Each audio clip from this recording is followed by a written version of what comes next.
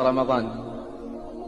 انتصف رمضان وبدأ العد التنازلي لرحيل رمضان.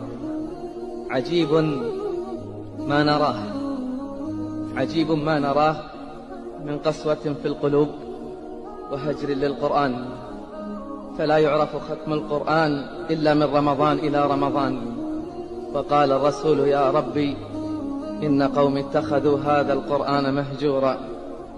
عجيب ما نراه من تفريط بالنوافل، بل قل بالفرائض، فالصلاة أصبحت مجرد حركات، قيام وقعود بلا أثر، تخلف عن تكبيرات الإحرام ورضا بالصفوف الأخيرة.